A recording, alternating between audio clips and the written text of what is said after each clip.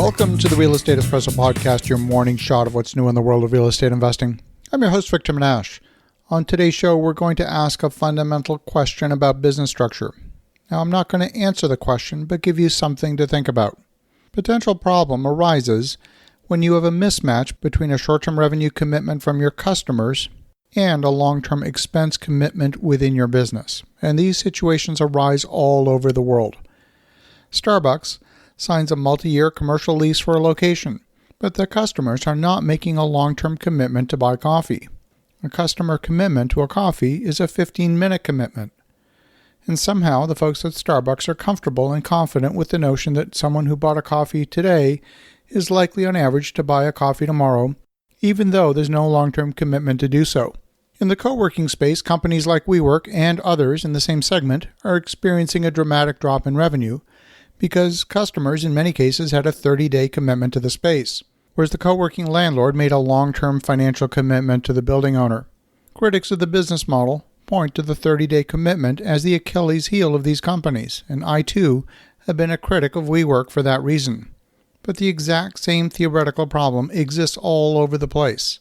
The entire self-storage industry is based on the notion of customers renting a storage locker in 30-day incremental commitments, and the storage company has a long-term commitment to the business and the bank. The entire hotel industry is based on clients making a one-night commitment. You can cancel free of charge up to 6 p.m. on the night of arrival, yet the hotel owner builds a multi-million-dollar building complete with swimming pools, conference facilities, a restaurant, and a big fancy lobby. All of this for a one-night commitment of revenue.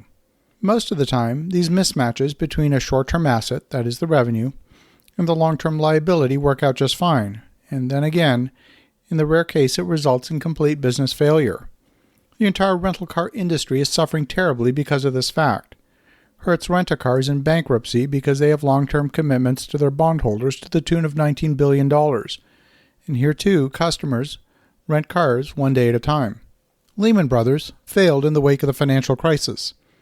The Lehman Brothers Bank in the Bahamas took in overnight deposits in LIBOR, and LIBOR stands for the London Interbank Overnight Rate. This is the interest collected when money between banks gets held up overnight from reaching its destination.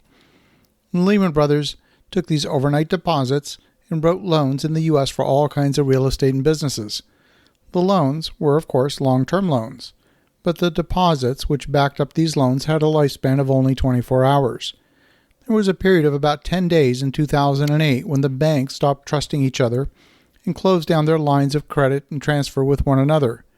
This freeze in the movement of money on a global basis between banks meant that the LIBOR deposits went to zero overnight. It rendered Lehman Brothers insolvent overnight, and all of this because of mismatch between the term of the assets and the liabilities. A taxi driver goes out and buys a car. They probably finance it. They spend tens of thousands of dollars to purchase a taxi license from the city.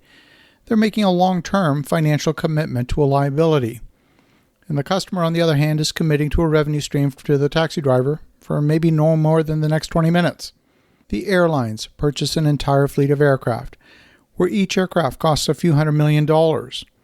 Many of these purchases are financed. In some cases, the planes are leased, and there's a long-term lease in place. The customer, on the other hand, is committed to flying to London and back over the next couple of weeks. Or maybe you've purchased a property and put it into a short-term rental market with Airbnb or VRBO. You've mortgaged the property to get some bank financing over the next 25 years. Again, the customers are committing to a couple of nights stay at your beautifully furnished vacation rental by the lake. You're getting the idea, I hope. It's easy to look at Lehman Brothers or WeWork or Hertz and have the sage wisdom on the folly of their business model.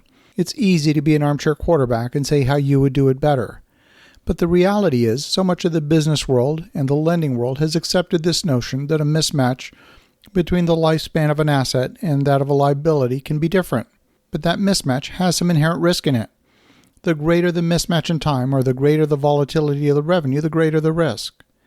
And the risk is of a pandemic, or a terrorist flying a jet into a building, or an armed conflict, or social unrest. Any of these things can result in business disruption that can expose the risk to the revenue stability.